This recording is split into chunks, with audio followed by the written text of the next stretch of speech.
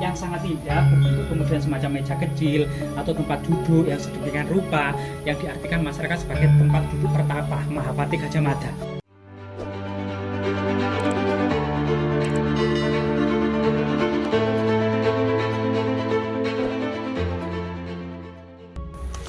Sejarah bukanlah sesuatu yang mudah kita lupakan. Sejarah adalah jati diri. Sejarah menyimpan berbagai macam memori tentang siapa para pahlawan dan siapa para pecundang, siapa pemenang dan siapa yang kalah, siapa pewaris peradaban dan tokoh-tokoh pahlawan lainnya. Ternyata di lokasi ini banyak sekali kita temukan semacam tinggalan peradaban kuno ya, peradaban Hindu-Buddha, terutama pada masa kerajaan Majapahit. Lereng Gunung Welirang merupakan banyak sekali tinggalan-tinggalan era kerajaan Majapahit. Dalam prasasti-prasastinya diagungkan dalam bahasa Sanskerta, misalnya Mahawisesahlaya maupun Mahalaya Bawana, sebagaimana yang termaktub dalam prasasti Petak tahun 1486 Masehi. Di sini selain banyak sekali fragmen batu bata kuno, ada lumpang batu ya, lumpang batu kecil, kemungkinan adalah lumpang batu peringatan atau kemudian semacam kutukan-kutukan terkait pendirian sebuah bangunan suci pada masa lalu. Jadi di punden yang sangat keramat ini, siapa sangka dahulunya kemungkinan Candi Megah yang erat kaitannya dengan Mahawisesahlaya maupun Mahalaya Bawana. Dan di bawah pohon gading ini kita bisa melihat ya, pipi masuk tangga candi ya, antefik termasuk balok-balok batu candi, batu bata kuno era kerajaan Majapahit yang sangat banyak sekali. Dan yang kita dapati tangga ini pun adalah balok-balok batu candi yang sangat besar ya. Kita memasuki area yang magis dan sakral. Lah rahayu, rahayu, rahayu.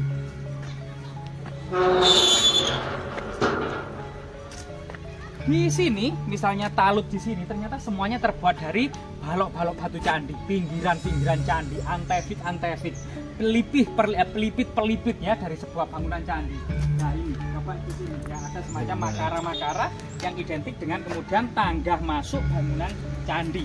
Yang ada kemudian pinggiran-pinggiran seperti ini ya, pinggiran-pinggiran batu candi.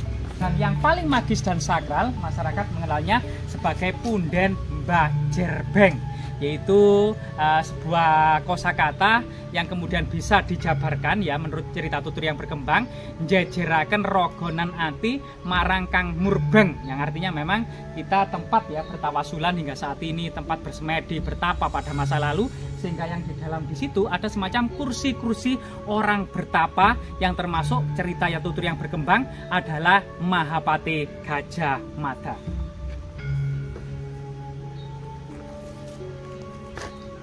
Coba bayangkan lantai ya, lantai yang ada di depan kita ini semuanya ternyata ditata sedemikian rupa. Ini adalah terbuat dari balok-balok batu candi. Dan ini adalah tinggalan-tinggalan yang sangat monumental, tiada duanya. Bahkan relief ya yang kita lihat di sini bercirikan kerajaan Majapahit adalah sulur-sulur gelung ya, antefik dan sulur gelung ini cukup banyak sekali. Balok-balok batu candi sangat masif ya ada di sana. Coba kita teliti di bawah pohon beringin raksasa ini juga ada artefak apa saja. Kita mendapati ada semacam batu bulat silindris yang ada lubangnya. Kemungkinan ini adalah bagian dari batu penggilingan ya. Batu penggilingan ini kemudian untuk meletakkan biji-bijian yang kemudian dihaluskan. Kemudian di sini ada semacam altar, juga ada pinggiran-pinggiran batu candi. Jika kita berjalan ke sana, coba kita lihat.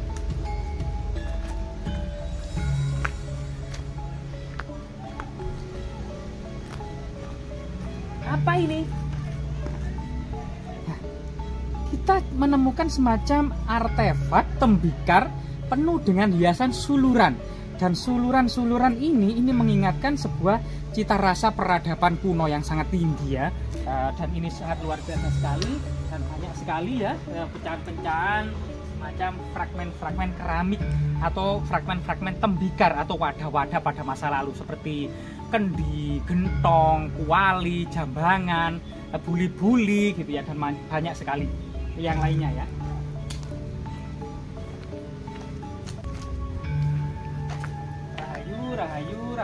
Rahayu. Mungkin kamera bisa di zoom. Di sini juga ada batu dakon. Jadi identik memang, selain kemudian candi pemujaan, ada akulturasi, toleransi dan pluralitas pada masa lalu. di mana kemudian orang-orang penganut kabuyutan, masyarakat prasejarah ini menyatu dengan para penganut Siwa Siddhanta maupun Buddha Mahayana. Di sini adalah batu dakon yang merupakan batu masyarakat prasejarah, masih kemudian dilestarikan pada masa kuno Hindu-Buddha sebagai sebuah batu persajian ya. Coba kita memasuki area paling magis dan sakral di area ini.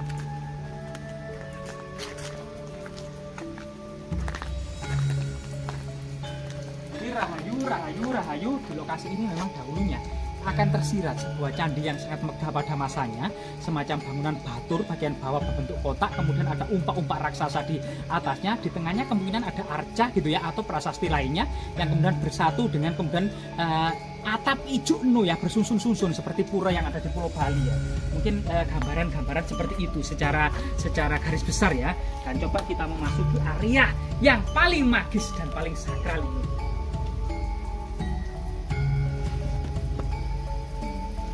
Rahayu.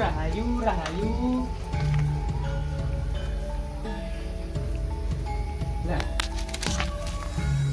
di lokasi ini kita akan mendapati semacam meja ya, meja batu, atau dahulu kemungkinan memang bentuknya seperti ini sebagai meja persajian yang sangat besar. Ada tempat duduk orang bertapa yang diduga memang orang bertapa tersebut yang cerita tutur identik dengan kemudian Mahapati Gajah Mada.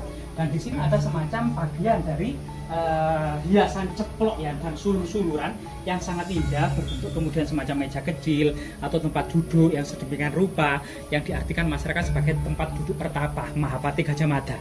Dan di sini ada batu ya yang dan umpak ya. Jadi rahayu ada beberapa kemudian umpak batu besar yang dahulu kemungkinan ada 4 buah umpak batu besar sebagai sokok guru atau tiang-tiang untuk penyangga dari sebuah bangunan suci dengan atap yang terbuat dari ijuk dan no. Kemungkinan ini itu adalah bagian dari mahkota arca berlanggam era kerajaan Majapahit ya. Kemungkinan memang lokasi ini jika mengidentifikasi dengan prasasti peta memang ada 2 ya tempat untuk menaruh abu jenazah dari keluarga Girindrawardhana Dhyarana Wijaya. Yang pertama adalah Mahawisalaya dan Mahalaya Bawana. Kemungkinan memang ayah dari Girindra yaitu Dyasura Prabawa kemudian ada di salah satu lokasi ini, dan kakak dari Girindrawardhana Dhyarana Wijaya adalah Girindrawardhana Dya Wijaya Kusuma yang kemungkinan memang beberapa bulan kemudian mangkat dan digantikan oleh Sri Maharaja Girindrawardhana Dhyarana Wijaya. Dan di lokasi ini juga banyak sekali kemudian apa ini ya yang terbaru ini ya. Oh, ini kemungkinan batu bata yang apa namanya ya, yang menyerupai sesuatu ya, menyerupai sesuatu yang sosok magis dan sakral.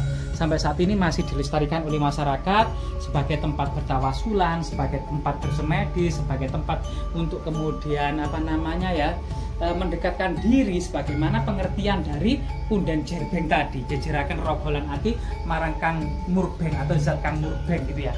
Yang artinya bisa saja memang tempat bertawasulan itu adalah tempat apa saja bisa digunakan untuk bertawasulan atau sarana untuk kemudian mendekatkan diri seseorang kepada Sang Maha Kuasa atau Sang Pencipta ya.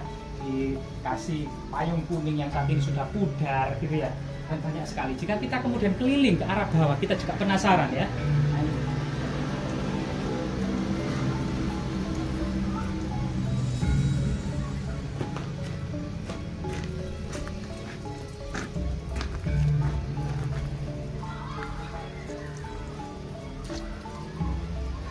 Jadi jika kita lihat pemandangan sekitarnya, gunung-gunung Anjasmara dan Welirang ini yang selalu kemudian apa namanya mengeluarkan sumber mata air yang tidak pernah berhenti atau kering, dan di sini kemudian banyak diperlukan oleh masyarakat kuno sebagai sarana untuk mengairi sawah-sawah irigasi, sehingga kemudian air yang melimpah, tanah yang subur adalah potensi yang besar dalam menyediakan surplus pangan ya, yang tentunya pada masa lalu pangan ini salah satu produk ekspor kerajaan Majapahit, terutama padi.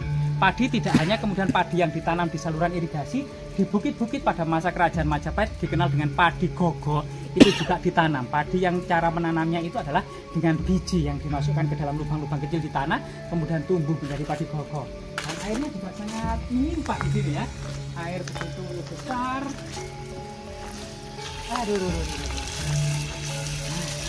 Sangat sejuk sekali. Kerannya mungkin agak mulai rusak ya. Coba kita keliling, mungkin ada apa di sekitar ini.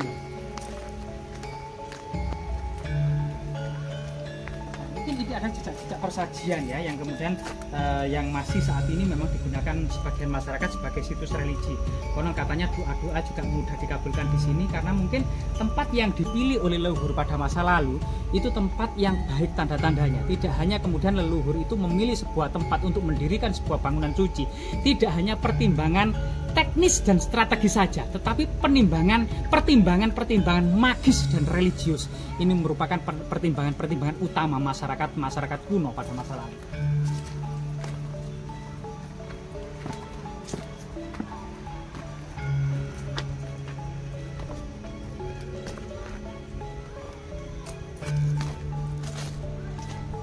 Jadi kita bisa lihat ya, lokasi ini dahulunya kemungkinan memang ada sebuah bangunan suci, ada semacam tempat untuk menaruh abu jenazah dari sang raja, yaitu 12 tahun mangkatnya dari sang raja. Namun memang prasasti tertua itu prasasti Wulik ya, yang kemudian mengatur bendungan-bendungan irigasi di Sungai Pikatan atau Sungai Kromong ini. Karena pada masa itu, yaitu Sri Permaisuri dari Empu Sindok tahun 935 abad ke-10 itu di sekitar sini sudah membangun irigasi.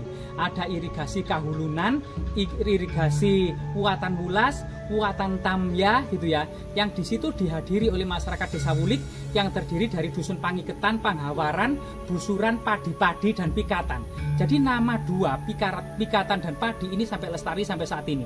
Sedangkan Busuran, kemudian Pangiketan, Panghawaran ini kemungkinan sudah berubah namanya menjadi desa-desa yang saat ini kita kenal saat ini.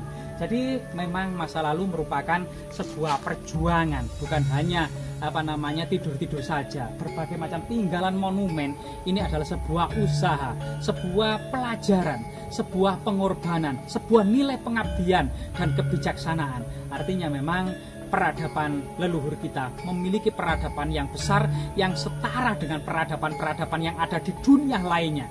Sehingga jangan pernah menjadi masyarakat yang pesimis. Jadilah masyarakat optimis bahwasanya kalian merupakan generasi yang memiliki leluhur, yang memiliki intelektual yang tinggi, serta peradaban yang sangat tinggi. Yang suatu saat nanti generasi ini akan bangkit kembali ya, setara dengan bangsa-bangsa yang ada di dunia. Semoga bermanfaat.